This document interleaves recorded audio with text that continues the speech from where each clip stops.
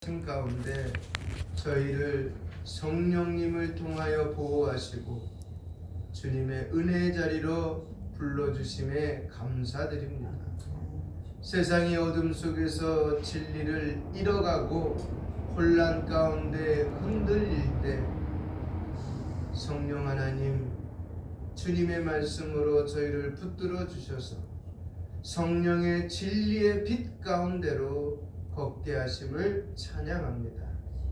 주님, 저희는 연약하고 부족하여 자주 주님의 뜻에서 벗어나기를 십사오나 성령님께서 우리를 붙드시고 책망하시며 다시금 바른 길로 인도하여 주시옵소서. 특별히 이 시대에 참된 교회로서 부름받은 저희가 주님의 거룩한 교회의 사명을 잊지 않게 하시고 말씀과 기도 위에 굳게 서서 세상을 섬기는 믿음의 공동체로 성장하게 하옵소서. 주님, 교회를 향한 주님의 마음과 심정을 저희에게 부어 주시옵소서. 저희가 단순히 인간의 계획과 노력으로 교회를 세우려 하지 않고 성령님의 뜻과 주권 아래 겸손히 순종하는 참된 신앙의 공동체가 되게 하옵소서. 날마다 주님 하나님의 말씀으로 저희를 새롭게 하시고 성도들 한 사람 한 사람의 마음속에 성경적인 진리와 거룩한 삶에 대한 열망을 심어 주옵소서. 주님, 저희 교회와 성도들이 이 땅에서 하나님 나라의 대사로 살아가게 하시고 세상의 소금과 빛으로서의 부르심에 합당한 삶을 살게 하옵소서. 특별히 시험과 유혹 속에서도 성도들의 믿음을 지키게 하시고 세상과 타협하지 않는 담대함과 주님의 말씀을 붙드는 신실함을 허락하여 주옵소서. 주님, 특별히 이 시간에 육체적으로 힘들어하는 분들, 외로움과 어려움 가운데 있는 분들, 그리고 영적으로 지쳐있는 모든 그리스도인들의 마음에 평강과 위로를 허락하여 주옵소서. 또한 교회가 주님의 사랑과 긍휼로 그들을 돌보며 하나님의 사랑을 전하는 도구로 쓰임받게 하옵소서. 우리 교회 모든 사역과 예배를 통해 오직 주님의 이름이 높임을 받으시고 저희 모두가 주님의 영광을 바라보며 그리스도의 형상을 닮아가는 거룩한 성도로 빚어지게 하옵소서. 이 모든 말씀 우리 주 예수 그리스도의 이름으로 간절히 기도합니다. 아멘.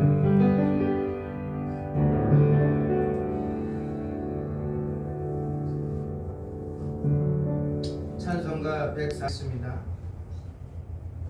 사랑과 은혜가 풍성하신 하나님 아버지, 이 시간 저희를 주님의 말씀 앞으로 불러주심에 감사드립니다. 주의 말씀이 살아있고 활력이 있어 우리의 마음과 생각을 감찰하심을 믿습니다. 오늘 본문을 통해 성경이 우리를 가르치고 책망하며 바르게 하고 의로 교육하시는 하나님의 살아있는 편지임을 깨닫게 하옵소서. 이 시간 성령님께서 우리 가운데 임재하시어 말씀을 바르게 듣고 깨달을 수 있도록 마음의 문을 열어주시고 우리의 영혼을 훈련시키사 말씀 앞에 겸손히 순종하는 자 되게 하옵소서.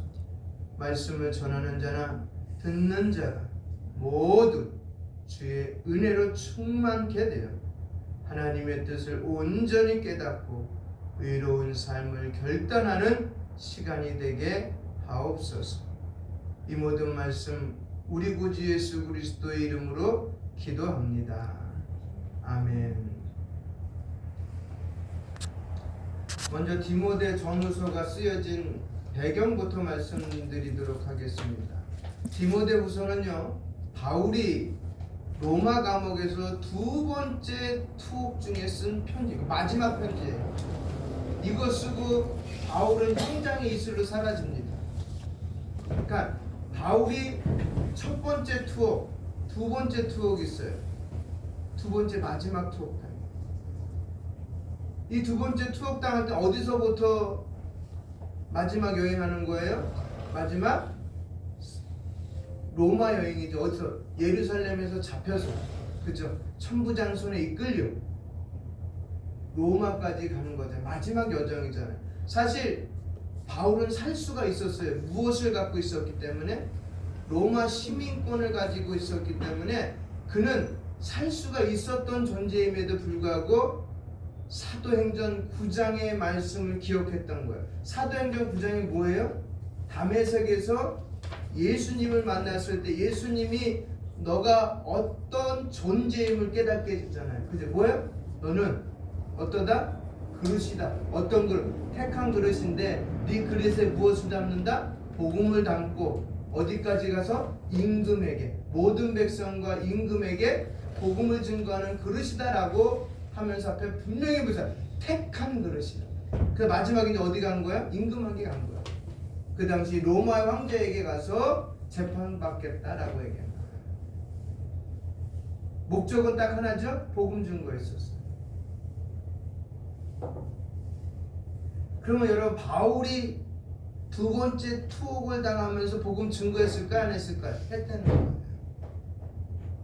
월세방을 얻어서 1년여 동안에 복음을 증거하고 나중에는 황제 앞에 가고 그다음에 어떻게 해요? 목배임을 당했다는 거예요. 지금 로마에 가면은 바울이 갇혔던 감옥과 월세방이 지금도 있어요. 그리고 그가 사형당했던, 참수당했던 장소도 지금 있어요. 여러분, 그가 로마에 가면 어떻게 될지 알고 있었어요. 그런데도 갔어요. 그렇죠? 예수님이 마태복음 26장 올리브산에서 마지막으로 기도할 때 그 다음이 어떤지 알면서도 기도했어요. 그렇죠? 제자들은 다 그랬어요. 예수님의 제자들은 다 그랬어요. 자기의 마지막 삶이 어떤지 알면서도 그렇게 살았다는 거예요. 그 우리의 마지막 삶은 어떨까요? 우리의 마지막 삶, 성경을 믿고 진리를 믿고 성령 하나님이 내 안에 있다는 걸 믿고 있는 우리들의 마지막 삶은 어떨까요? 알아요? 몰라요? 평안히 살다가 가는 걸까요? 그런 것도 없지 않아 있겠죠. 근데 대부분의 그리스도인 삶은 어때요? 그렇지 않는 삶이 많다는 거예요. 복음을 위해서, 복음을 위해서.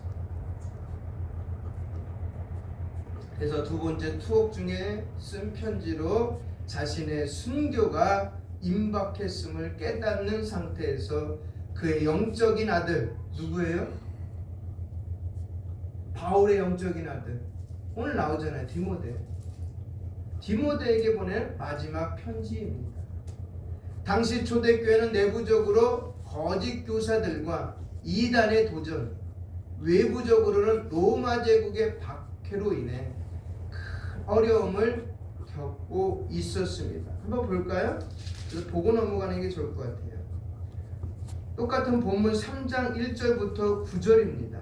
한번 그때 바울이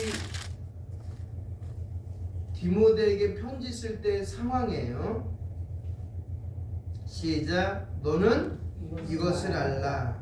말세에 고통하는 때가 이르러 사람들이 자기를 사랑하며 돈을 사랑하며 자랑하며 교만하며 비방하며 부모를 거역하며 감사하지 아니하며 거룩하지 아니하며 무정하며 원통함을 풀지 아니하며 모함하며 절제하지 못하며 사나우며 선한 것을 좋아하지 아니하며 배신하며 조급하며 자만하며 쾌락을 사랑하기를 하나님 사랑하는 것보다 더하며 경건의 모양은 있으나 경건의 능력은 부인하니 이 같은 자들에게서 내가 돌아서라.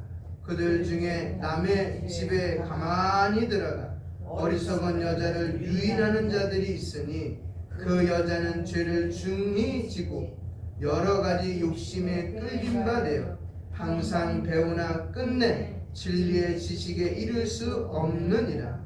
얀네와 얀문네와 모세를 대적한 것 같이 그들도 진리를 대적하니 이 사람들은 그 마음이 부패한 자요 믿음에 관하여는 버림받은 자들이라. 그러나 그들이 더 나아가지 못할 것은 저 두 사람이 된 것과 같이 그들의 어리석음이 드러날 것임이라. 이것이 외부적으로 드러난 초대교회를 향한 핍박이고요. 이건 이제 우리 믿음의 공동체 안에 있던 사람. 또 하나는 뭐냐면 로마 황제의 박해입니다. 로마 황제의 박해. 네로 황제부터 시작해서 유스티니우스까지 이르는 그 끊임없는 박해가 성도들을 더 이상 예루살렘에 살지 못하게 하고 다 뿌리 흩어지는 디아스포라 유대 기독교인들을 만들었다는 거예요. 그리고 특별히 3장에서 바울은 말세의 사람들이 하나님보다는 자신과 세속적인 가치들을 사랑하며 경건의 모양은 있으나 능력을 부인하는 자들이 많아질 것을 경고합니다. 그러니까 오늘날 그때나 지금이나 다른 게 없어요. 신앙은 항상 같아요.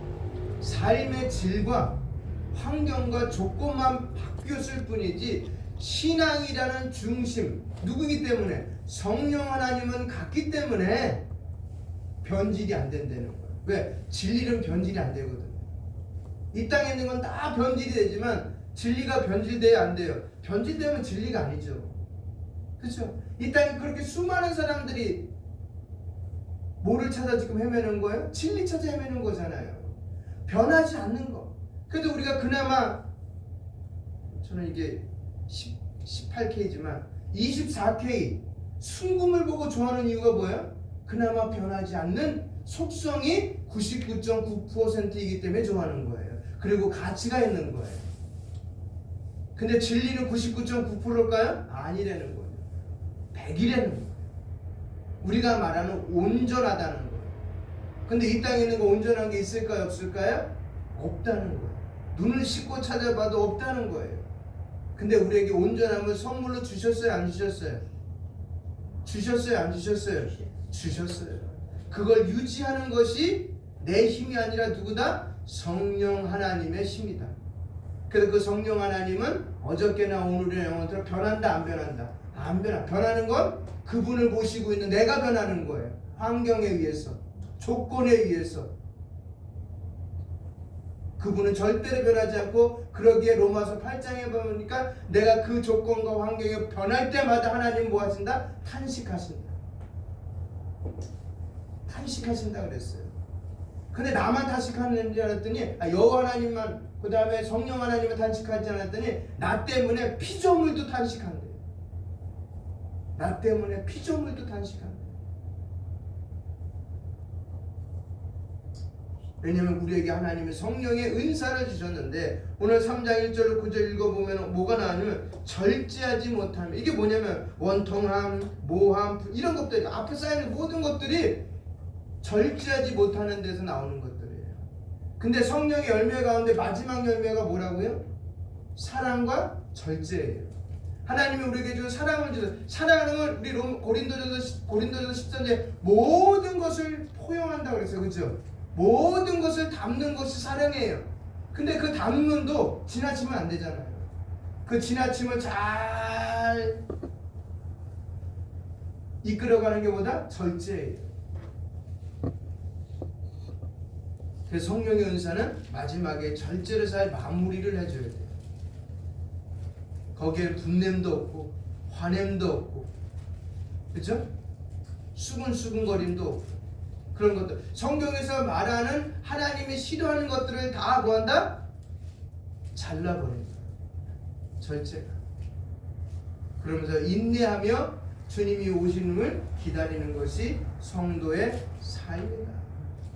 이런 상황 속에서 바울은 디모데에게 성경의 권위와 유익성을 강조합니다. 전 시간에 뭘 얘기했어요? 하나님 말씀? 네? 전 시간에 설교가 뭐예요? 네? 전 시간에 예? 전 시간에 설교가 뭐예요? 예? 1월 12일 날 설교가 뭐예요? 예?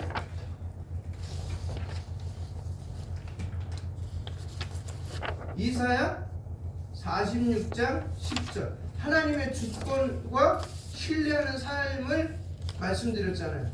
그렇죠? 하나님의 주권. 근데 그 주권을 우리가 알려면 어디에 있는 거예요? 그 주권은? 대한민국 국민으로서의 주권은 어디 있어요? 법에 있잖아요. 정해져 있잖아요. 그럼 하나님의 법은 뭐예요? 우리에게? 성경책이잖아요. 백성으로서 살아갈 수 있는 책임, 의무, 권리를 담아낸 거야. 누구의 마음을 가지고? 아버지의 마음을 가지고 자녀들이 그렇게 살아라 라고 해서 준 거예요. 그 마음을 가지고 뭐야? 바울이 디모데에게 성경의 권위와 유익성을 강조하고 있습니다.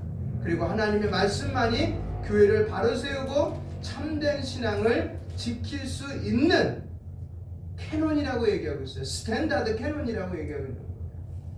그래서 캐논이 성경이라는 뜻이에요. 기준, 모든 것의 기준. 이 물건, 그 다음에 이 환난, 이 역경, 이 복, 거기에 기준이 뭔가를 찾아야 돼. 왜 하나님 나에게 복을 주셨지? 왜 하나님 나에게 지금 어려움을 주셨지? 왜 하나님 지금 이 직장에 들어가게 했지? 이런 모든 것의 기준은 뭐다? 캐논은 뭐다? 성경. 거기다 질문하는 거예요. 그래서 오늘 본 말씀 보니까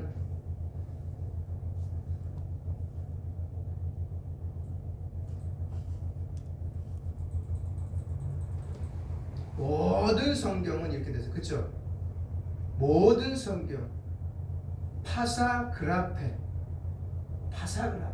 파사라는 거는 뭐냐면 모두라는 거예요. 모든. 그라페라는 건 글이에요. 글 문서. 모든 성경은 뭐로 됐다고요? 하나님의 감동으로. 데오 피누마토스, 하나님의 영이란 뜻이에요. 데오는 하나님이고요, 피누마토스는 영이에요. 성령. 두 가지 합친 거예요. 하나님의 영으로 감동됐다는 거예요. 그러면 이 성경의 저자는 누구예요? 그러니까 사람이에요? 성령 하나님이에요? 성령 하나님. 그럼 성령 하나님 우리 뭐로 알고 있어요? 진리로 알고 있죠. 불변자로 알고 있죠. 창조자로 알고 있죠. 그렇죠? 그분이 쓴 책이에요. 누구에게? 우리에게. 그러기에 그 책은 뭐다고요? 유익하다는 거예요. 어떻다고요? 유익하다.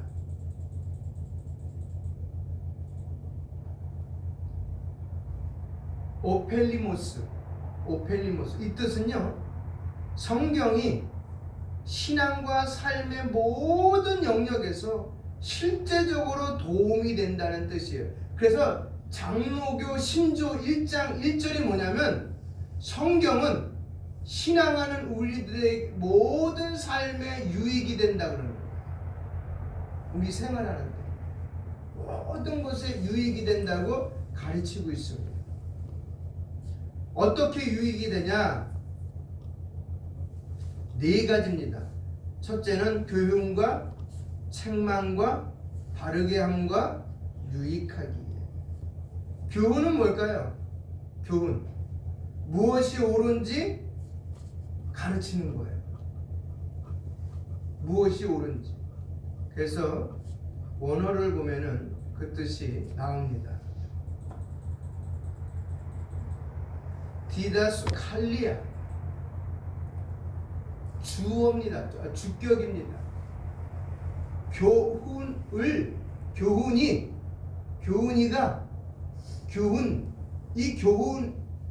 이 교훈을 통하여 이것이 옳은지 그른지에 뭐가 된다고요? 캐논이 된다는 거예요. 그래서 진리를 가르치는 거예요.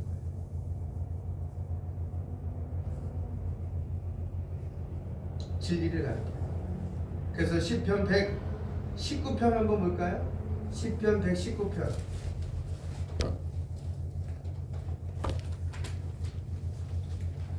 105절입니다.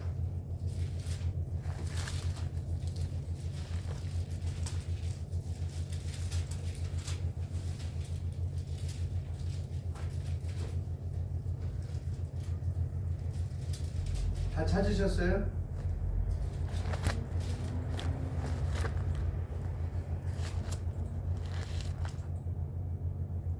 같이 읽겠습니다. 시작. 주의 말씀은 내 발의 등이요 내 길의 빛입니다. 교훈이라는 건 바로 이거예요. 그가 나에게 가르치는 거예요. 어두운 가운데 등불이 되어주고 빛이 되어서 이게 바르게 갈고 있는지 바르지 않는지를 구별해 주는 거예요. 그래서 여호와 하나님은 우리에게 뭐라고 그랬어요? 너희는 세상의 빛이다라고 얘기하는 거예요. 그리고 베드로를 통해서 우리에게 주는 너희를 건져낼 목적은 너희의 뭐예요? 건덕을 통하여 뭐가? 하나님의 나라가 퍼져나가기를 원한다는 거예요. 빛을 발산하는 거예요.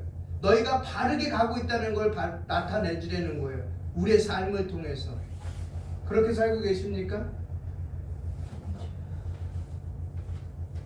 세상에 많은 소리가 있지만 오직 성경만이 올바른 길을 가르치는 참된 빛이라는 걸 말하고 있어요. 어떻게 했으냐면 사도행전에 보면 에디오피와 네시와 빌립의 이야기를 우리가 봅니다. 사도행전 8장 26절로 39절 보면 그렇게 나와 있어요. 사도행전 8장은 성경이 우리를 어떻게 가르치고 깨닫게 하는지를 보여주는 아주 중요한 사건을 기록한 것이 그냥 에디오피아 이름이 뭐예요? 네시 이름이 뭐예요? 간다게. 응? 간다게는 어떤 사람이에요? 네? 에디오피아의 국고를 맡고 관리하던 사람이에요. 엄청난 사람이에요. 그를 만났다는 거예요. 그래서 간다게는 예루살렘에 예배를 갔다가 돌아오는 길에 누구를 만난 거예요? 빌립을 만나는 거예요. 마차 안에서 이사야 말씀을 읽고 있었습니다. 그러나 그는 자신이 읽는 말씀이 무엇을 뜻하는지 이해를 못했어요. 빌립이 다가가 지금 읽는 것을 깨닫느냐? 라고 묻습니다. 그때 내신이 이렇게 말합니다. 지도해주는 사람이 없으니 어찌 깨달을 수 있겠습니까? 라고 대답합니다. 그러자 빌립은 그 자리에서 이사야 53장의 고난받는 종에 대한 예언이 예수 그리스도를 가리키고 있다는 것을 설명하고 복음을 전했습니다. 이 가르침을 통해 내시는 예수님을 구주로 믿고 그 즉시 물가에서 세례를 받으며 하나님의 자녀가 되는 기쁨을 누리게 됩니다. 여러분, 이 이야기를 통해 성경이 우리를 가르치는 교훈의 본질을 보여줍니다. 성경은 하나님의 진리를 담고 있지만 성령의 조명과 가르침을 통해 그 의미를 이해하게 됩니다. 내시처럼 하나님의 말씀을 배우려는 겸손한 마음을 가진 자에게 하나님은 필요한 때에 가르침의 은혜를 주십니다. 오늘날 성도들도 성경을 읽고 묵상하며 배움의 자세를 가질 때 삶의 방향을 가르치시는 하나님의 음성을 들을 줄 믿습니다. 우리가 다 읽지만 깨닫지 못하는 것이 더 많아요. 1188장 중에서 그죠? 다 깨달으세요? 아니잖아요. 그때는 누구에게 의존하라고요? 성령 하나님께. 그다음 두 번째가 뭐라고요? 네 가지 중에 두 번째가 책망이에요. 책망.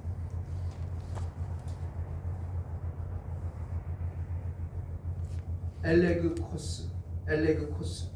이 말은 하나님의 말씀은 우리의 죄를 드러내어 회개로 이끈다라는 거예요. 책망은 때리는 걸 책망이라고 하는 게 아니라 네가 잘못했지. 네. 그 잘못을 통하여 하나님과 멀어지게 하기 위해서 책망하는 게 아니라 하나님은 어떤 분이에요? 하나님은 어떤 분이에요? 사랑해요. 깨끗한 분이죠. 죄와는 관계가 없죠. 근데 죄를 졌다는 건 뭐예요? 하나님과 관계가 떨어졌다는 거죠. 멀어졌다는 거죠. 마치 아담과 하와가 범죄했을 때 범죄자는 하나님과 얼마나 가까웠어요. 맨날 만나서 얘기했어요. 그렇죠. 근데 죄가 그 사이에 낀 때 어떻게 했어요? 때가 꼈어요. 그래서 이사야 말씀에 보면 너와 나 사이에 뭐가 있어서? 죄가 있어서. 그거에 대해서 회개하라는 것이 책망이에요. 그럼 하나님과 멀어지게 하는 역할을 하는 거예요? 하나님과 가까워지라고 말하는 거예요? 예? 회개하라고 책망하는 건 가까워지라는 거예요? 멀어지라는 얘기예요? 가까워지라. 그 책망은 그러면은 그 사람이 미워서 하는 거예요? 사랑해서 하는 거예요? 답 나오죠? 하나님이 우리를 책망하는 목적은 뭐예요? 사랑해서요. 한번 볼까요? 히브리서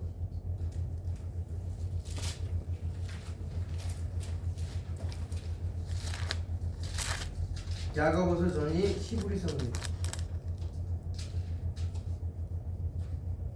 자,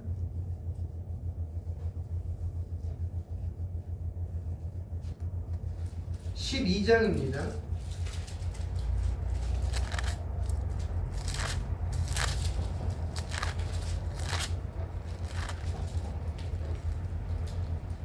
(7절부터) (11절까지) 같이 보겠습니다. 7절부터 11절까지.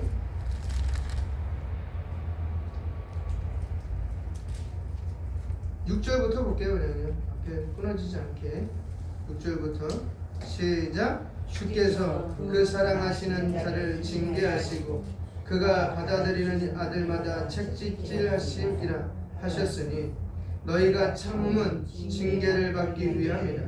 하나님이 아들과 같이 너희를 대우하시나니 어찌 아버지가 징계하지 않는 아들이 있으리요. 징계는 다 받는 것이거늘 너희에게 없으면 사생 친아들이 아니니라. 또 우리 육신의 아버지가 우리를 징계하여도 공경하였거늘 하물며 모든 영의 아버지께 더욱 복종하여 살려 하지 않겠느냐. 그들은 잠시 자기의 뜻대로 우리를 징계하였거니와 오직 하나님은 우리의 유익을 뭐 하라고요? 유익을. 책망은 뭐예요? 우리의 유익이에요. 그래서 어디에 참여하려고 해요? 그의 거룩. 다시 말하면 깨끗함에 참여하려고 그러는 거예요. 읽겠습니다. 11절 시작. 무릇 징계가 당시에는 즐거워 보이지 않고 슬퍼 보이나 후에 그로 말미암아 연단받은 자들은 의와 평강의 열매를 맺느니라. 할렐루야. 그게 중요한 거. 우리에게 있어서 믿는 우리에게 있어서는 뭐가요? 의와 평강의 열매를 맺는 거예요. 징계가 막 때리면 속상하죠. 안 속상하겠어요? 그게 책망이라는 거예요. 그럼 누구랑 가까워진 거예요 이제는? 네? 하나님과 가까워진 거예요. 왜? 하나님처럼 내가 갖고 있는 지저분함이 어떻게 된 거예요? 사라지고 깨끗함을 다시 소유하게 됐잖아요.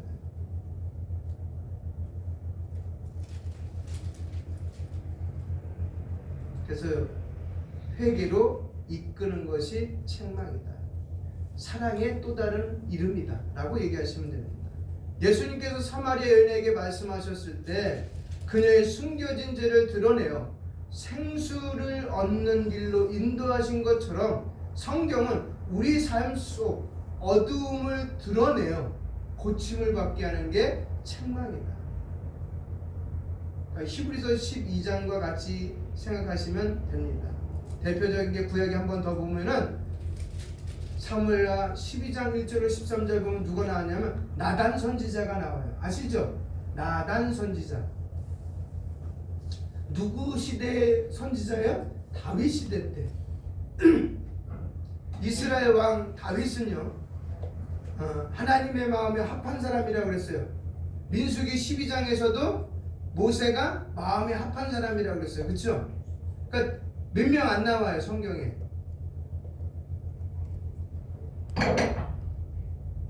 하나님의 마음에 합한 사람으로 불렀지만 큰 죄를 범한 적이 있었습니다.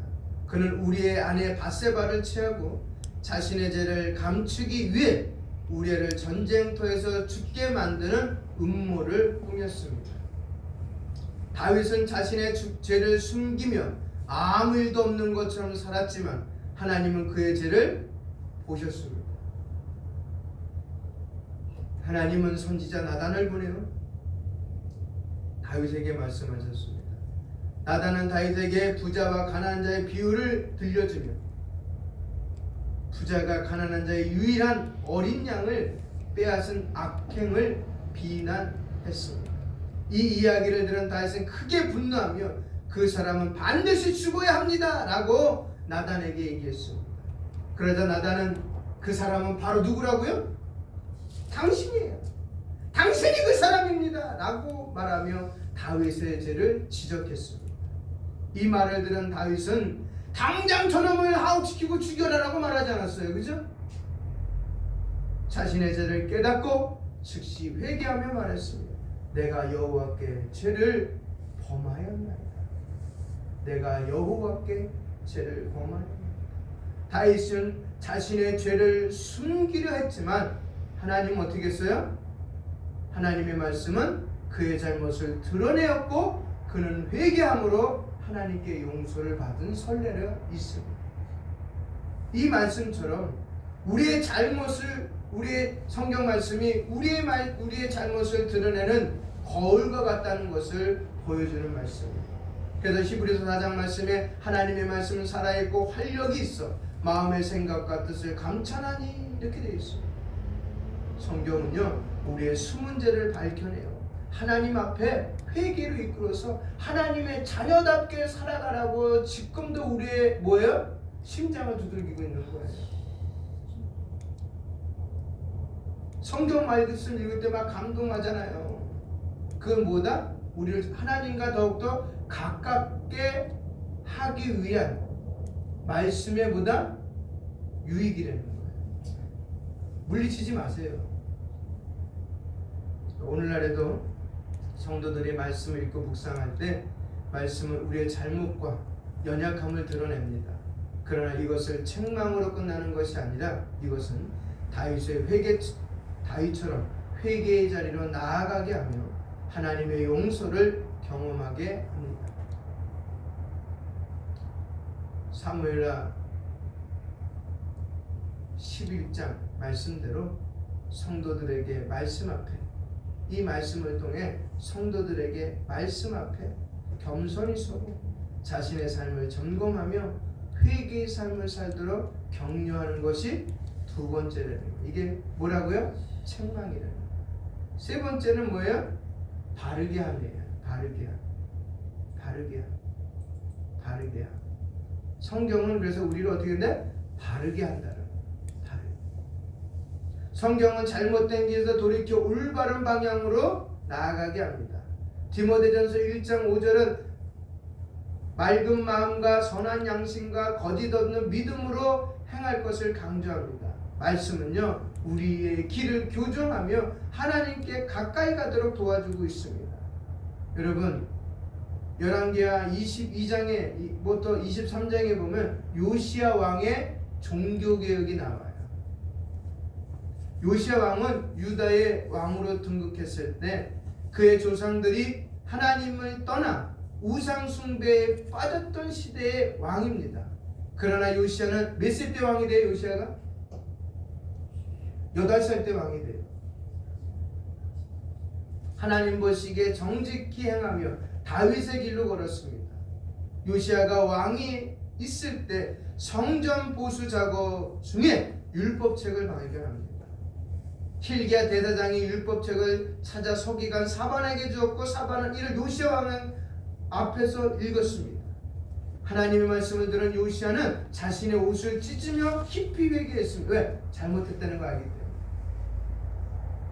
그는 하나님의 말씀을 통해 유다 백성이 얼마나 하나님께 범죄를 저질렀는지를 깨달았고 자신과 백성의 잘못을 잘못된 길을 바로잡고자 결단합니다. 그래서 뭐를 했냐면 첫 번째는 결단한 게 모든 우상과 산당을 없애버려요. 여러분 산당이 왜 있는지 아세요? 산당이 있는 목적이 뭐냐면은 제사예요. 예배예요. 근데 어디서 드리라고 그랬어요? 성전에서. 근데 오기가 싫은 거예요. 가까운 데 있는 게 좋은 거야 그냥. 우리에게 맡겨준 하나님의 뭐가 있다? 예배당이 있는 거예요. 그리고 바알과 아세라를 비롯한 이방 신들의 제단을 파괴했습니다. 그리고 유다 온 땅에서 하나님께 불순종한 흔적을 제거했습니다. 또한 유월절을 회복했어요. 자, 이제 유월절 얘기가 나오는데 잠깐만 말하는데 그 여자 하나님을 믿는 하나님의 교회 있잖아요. 자기는 유월절 믿는다 그랬잖아요. 유월절을 믿어야만 천국 간다고 얘기해요. 그럼 유대인들도 천국 못 갔어요. 왜냐하면 요시야 왕까지 유월절이 없어져요. 그리고 요시야 왕 때 유월절을 회복해요. 그럼 그때 사람들은 여호와 하나님을 섬겼던 사람들은 어떻게 해요? 그럼? 유월절 중간에 벙 뜬다니까요. 그냥 사라져요. 아예 흔적조차 남지 않아요. 왜? 율법책이 사라졌기 때문에. 그게 어디냐면 성전 안에 있던 거야. 아주 구석에. 성전 안에 있어야 되는 건 맞지만 그것이 잘 보관되어 있어야 되는데 누구도 찾지 못하는 장소에 있었어요. 보수하다가 나온 거 그랬어요. 성전. 맞지 않는 얘기예요. 그래서 유월절을 회복하고 하나님의 백성들이 하나님께 돌아오도록 인도했습니다. 여러분 하나님의 율법은 요시야의 마음과 그의 나라를 바르게 하는 기준이 되었고 유다는 다시 하나님과의 관계를 회복했어요. 근데 참 예나 지금이나 마찬가지로 오래 살지 못했어요. 일찍 죽어요. 왜 이렇게 선한 왕들은 일찍 죽는지, 뭘 하고자 하면 일찍 죽는지. 악한 사람들이 오래 살더라고요. 여러분 그냥 웃자고 하는 얘기니까 드세요.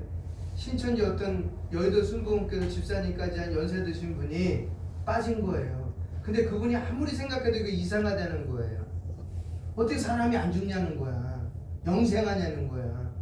그래서 자기 교구에, 그러니까 신천지 이 교구에 우리가 말하는 부교육자죠. 목사나 강도사나 그런 분을 만나서 이야기를 한번 해보고 싶었대요. 정말 이만희 선생이 죽지 않냐? 이 사람은 죽지 않는다고 얘기하는 거예요. 그럼 자기랑 내기를 하자는 거예요. 무슨 얘기를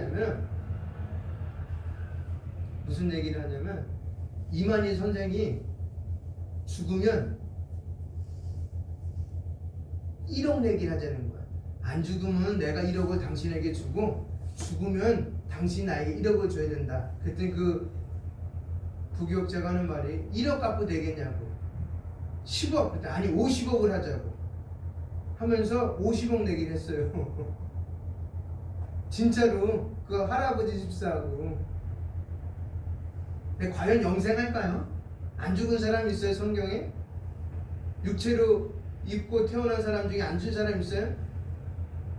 조금 연명을 할 수 있겠죠. 지금 보니까 100살 넘으신 분들이 계속 드러나고 있지만 그래도 150살까지 못 살더라고요.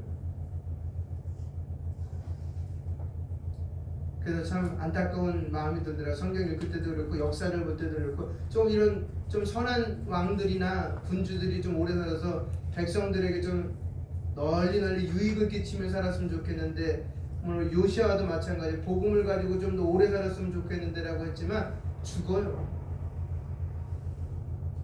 여러분 요시아의 이야기는요, 그래서 성경이 어떻게 우리의 잘못된 길을 바로잡아 바른 길로 인도하는지를 보여줍니다. 오늘 본문 말씀처럼 바르게 하면 그래서 우리의 삶의 방향을 교정하는 것입니다. 방향 교정의 방향. 요시아는 하나님 말씀을 들을 때 자신의 잘못된 상태를 깨달았고요, 하나님의 기준에 따라 그의 삶과 나라를 바로잡는 결단을 내렸습니다. 성도 여러분, 하나님 말씀을 가까이 할 때 우리의 잘못된 습관과 방향이 드러납니다. 말씀은 우리를 교정하여 하나님께 영광을 돌리는 삶을 살도록 인도합니다. 요시야의 개혁과 같이 성경은 우리의 삶과 가정을 바르게 세우는 유일한 기준임을 믿고 순종하며 살아가시길 바랍니다. 이를 통해 성도들에게 성경이 그들의 삶을 바르게 하고 하나님과의 관계로 회복시키는 능력이 있음을 확고하게 믿으시기를 주님의 이름으로 부탁드립니다. 마지막으로 네 번째는 뭐냐면 성경은요 의로운 삶을 훈련시킵니다. 뭐라 해서 마지막에 의로 유익하다, 교육하게 유익하다 그랬습니다. 성경은요 우리의 성품과 삶을 경건하게 훈련합니다. 오늘 본문 말씀 제 17절 이렇게 됩니다. 하나님의 사람으로 온전하게 하며 모든 선한 일을 행할 능력을 갖추게 하려 함이라. 성경을 통해 훈련받은 성도들은 하나님의 일꾼으로 준비됩니다. 할렐루야. 그 일꾼의 무기는 뭐냐? 헌신이에요. 헌신. 그래서 다니엘서 6장에 보면 다니엘의 경건한 삶을 우리가 볼 수 있습니다. 다니엘은 바벨론과 페르시아 제국의 고위 관료로 섬기면서 하나님 앞에서 의로운 삶을 훈련받은 사람입니다. 그는 이방 땅에서도 하나님의 말씀에 따라 경건하고 올바르게 살았습니다. 페르시아의 다리오 왕 시대에 다니엘은 탁월한 지혜와 성실함으로 왕의 신임을 얻어 총리로 세워질 예정이었습니다. 하지만 다니엘을 시기한 다른 관료들은 그를 고발할 구실을 찾으려고 애썼습니다. 그러나 그의 삶에서 부패나 실수를 찾을 수 없기에 결국 다니엘의 신앙과 율법에 대한 충성을 문제 삼기로 했습니다. 그들은 왕에게 다니엘의 신앙생활을 공격할 계획으로 30일 동안 왕 외에 다른 신이나 사람에게 기도하면 사자굴에 던져지는 법령을 제정하도록 했습니다. 그러나 다니엘은 그 법령에도 불구하고 하루에 3번씩 어디를 향하여?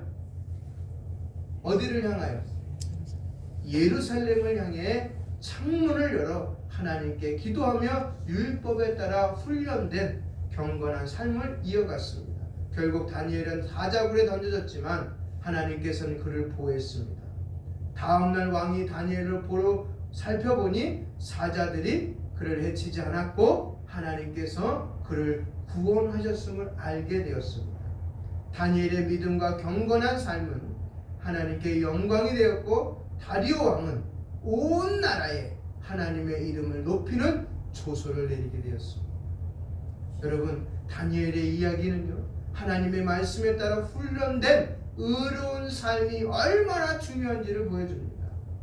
디모데후서 3장 16절에 의로 교육하기란 바로 우리의 삶을 하나님이 원하시는 모습으로 다듬고 훈련시키는 것을 의미합니다. 여러분, 우리 신병교육대 가잖아요. 신병교육대 가면 누구를 만드는 거예요?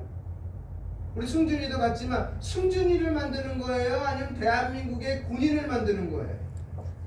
답 나오죠? 대한민국의 군인을 만드는 거예요. 그래서 이 나라 이민족을 지키기 위한 군사로 훈련시키는 거예요. 그렇죠? 승준이의 근육을 만들고 살을 찌게 하고 그렇게 하기 위해서 신병교육대를 가는 게 아니에요. 교회라는 신병교육대는 여러분을 훈련을 시키는데 뭐를 만들기 위해서요? 하나님의 백성.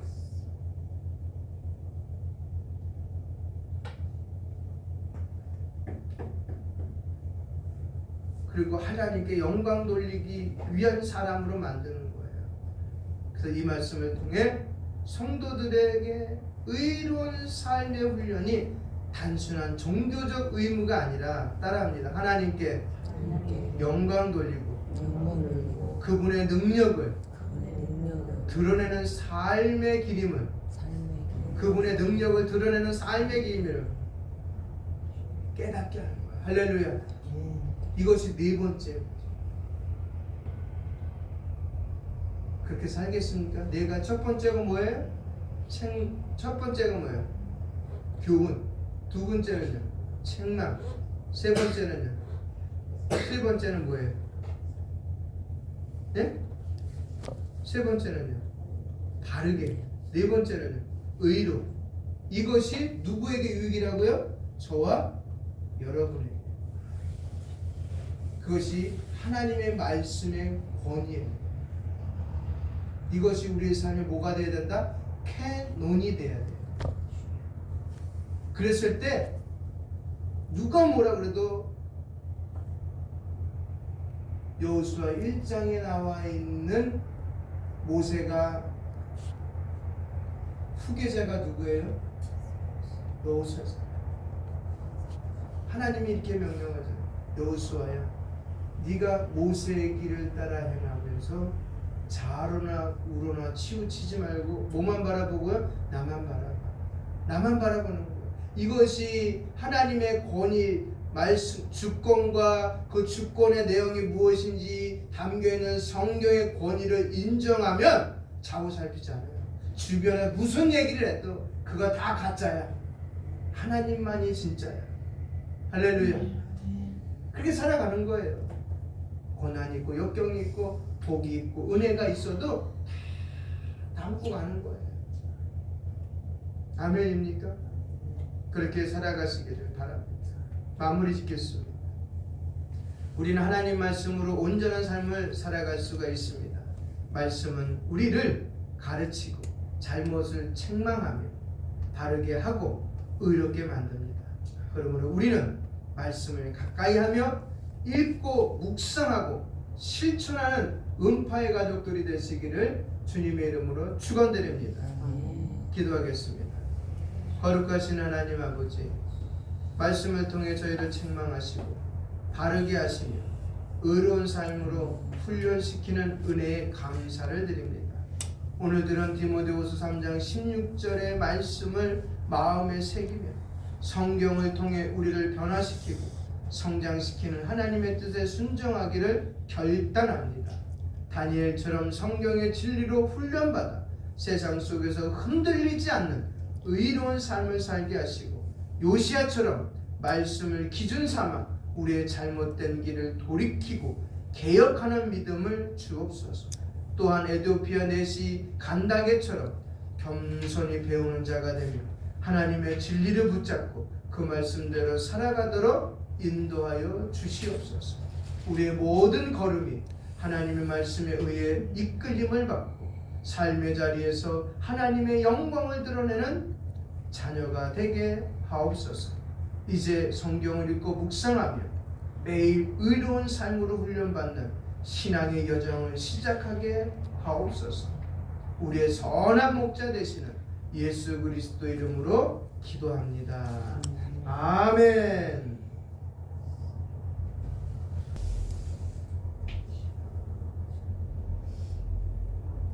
거룩하신 하나님 아버지, 모든 것이 주님께로부터 왔고 저희가 가진 것 또한 모두 주님의 은혜임을 고백합니다. 오늘도 저희에게 생명과 호흡을 주시고 날마다 필요한 것을 채워주시니 하나님께 감사와 찬양을 드립니다. 이 시간 저희가 주님께 받은 것 중 일부를 감사의 마음으로 주님께 올려드립니다. 주님께서 저희의 중심을 보시며 이 예물을 기쁘게 받아 주옵소서.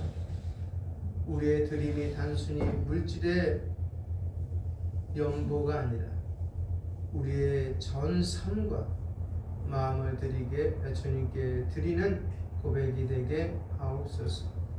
이 연보 오직 주님의 뜻에 따라 사용되게 하시고 주님의 나라가 확장되며 교회가 주어진 사명 온전히 감당하는 데 쓰이게 하옵소서. 가난한 자들 돕고 복음의 씨앗을 뿌리며 진리의 말씀을 전하는 일에 귀하게 쓰이도록 인도하여 주옵소서.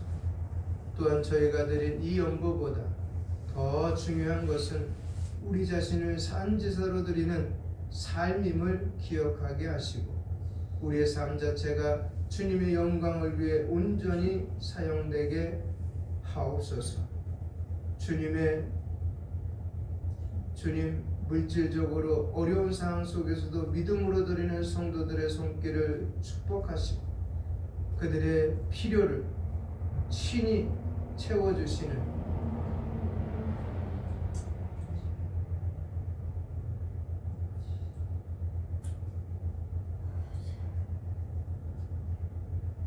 하나님의 풍성한 은혜를 경험하게 하옵소서. 우리의 모든 삶이 주님께 감사와 헌신으로 채워지도록 성령님께서 날마다 우리의 마음을 새롭게 하여 주옵소서. 이 모든 말씀 우리 주 예수 그리스도 이름으로 간절히 기도합니다. 아멘. 네, 광고 말씀 알려드리겠습니다. 그러면 우리 주 예수 그리스도의 은혜와 아버지 하나님의 사랑과 성령 하나님의 인도하심과 교통하심이 하나님의 주권이 담겨져 있고 우리의 모범된 기준이 담겨져 있는 성경의 권위를 인정하며 그 삶 속에서 녹아내려 하나님의 영광을 드러내며 하나님의 바른 길을 가게 하며 우리 삶의 기준이 되는 성경을 따라 살기로 다짐하며 돌아가는 우리 음파의 모든 가족들 위해 그의 직장과 사업과 학업 위해 교단과 신학교와 파송된 선교사님과 모든 지교회 위해 그다음에 오늘도 참석하고 싶었으나 여러 가지 형편과 사정으로 못 나온 성도들 머리 위에 지금부터 영원토록 함께 있을지어다. 아멘.